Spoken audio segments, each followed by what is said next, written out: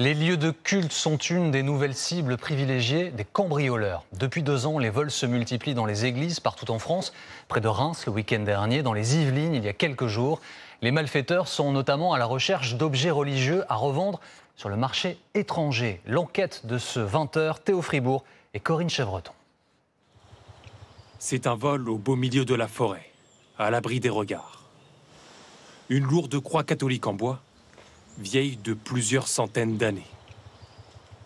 2 mois après le pillage, les habitants se demandent encore comment les voleurs ont emporté l'objet, haut de 2,50 mètres. Ils ont scié de ce côté-là et hop, elle s'est couchée et après ils ont dû la traîner pour la mettre sur quelque chose pour l'emporter. Juste à côté, la chapelle autrefois ouverte est maintenant verrouillée à double tour. Désormais, les visites ne se font que sur rendez-vous. Et même quand les portes sont cadenassées, certains édifices religieux sont victimes de cambriolages la nuit, comme ici à Bordeaux l'hiver dernier. Alors là, vous avez le tronc de Saint-Antoine qui a été complètement fracturé. Les donations de fidèles ont été dérobées pendant la nuit. 2 000 € au total. Après le vol, les malfaiteurs ont brisé du mobilier et des vitraux. Coût des réparations, 10 000 €. C'est une atteinte au patrimoine qui nous appartient tous. Et c'est surtout de l'argent qui sert, par exemple, ici, à financer la soupe populaire que l'on distribue sur le parvis tous les samedis pendant la trêve hivernale. Les cambrioleurs cherchaient de l'argent liquide, mais certains préfèrent cibler les objets religieux, plus accessibles.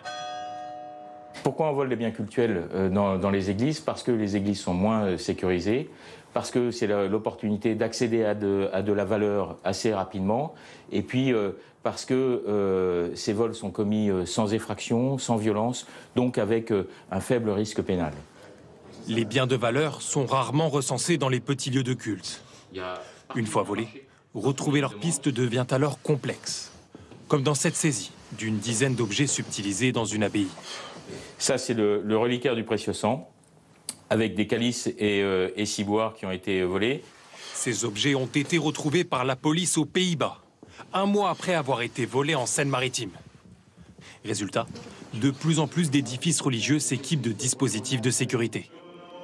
À Livry-Gargan, après 2 cambriolages, le père Joseph a installé des caméras de surveillance et même une alarme, offerte par un fidèle. Le système d'alarme, c'est averti par le téléphone. C'est vraiment comme vous êtes comme un agent de sécurité? Je suis un peu obligé, hein, j'ai pas d'espoir. Depuis, aucun vol n'a été constaté dans l'église.